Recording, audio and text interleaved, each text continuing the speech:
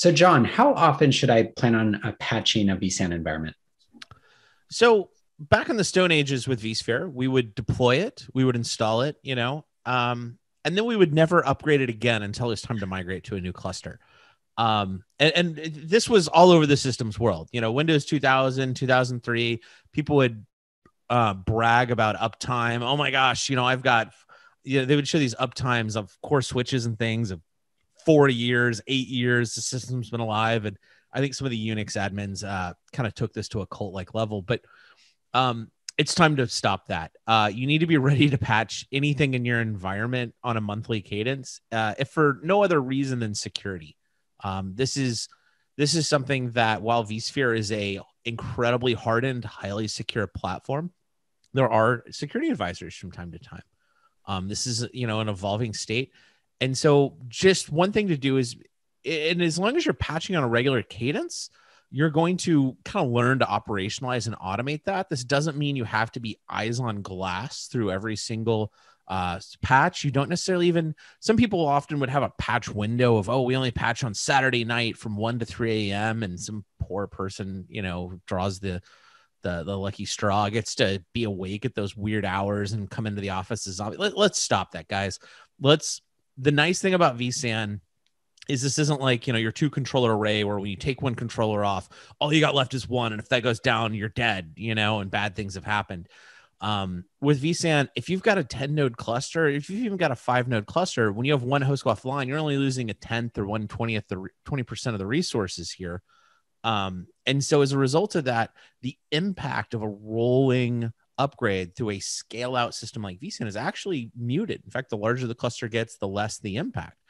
And so this is why I encourage people, if you're patching on a regular basis, if you're using VLCM, which is amazing, it'll full stack patch, take care of the firmware and the BIOS.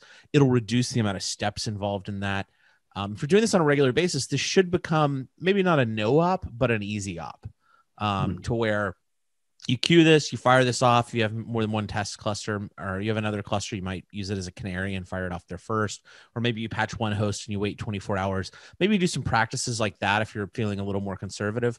But let's patch early and often, and let's get through this. And you know what? If you really, really hate to patch and you don't want to patch, you don't want to do that, VMC on AWS awaits, as well as other public cloud options where it's someone else's problem.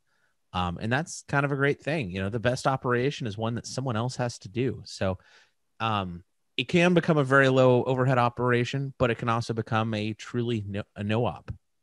Yeah, no, I think the idea of that good operational hygiene is about just, making sure that you're really familiar with that process. And that, and the other point that you brought up there that is really interesting about vSAN is that this notion of level of impact as you're doing that maintenance. If you think about those olden days, that's why you needed that so-called maintenance window. But now when it's just, slow and easy as it's rolling through the cluster, then it's not that big of a deal. And let me just real quick unpack what happens. Let's say you do patch a host and that patch fails catastrophically. The host doesn't even come up. Well, because maintenance mode was automatically engaged when DRS automatically evacuated the host of VMs, there's no running virtual machines on that host. So worst case, VLCM or VUM will just stop and say something bad has happened. Please go figure this out. And it'll auto stop that rolling patch operation. So as long as you have enough capacity to temporarily lose one host while you troubleshoot, which you should always be ready for at least one host failure.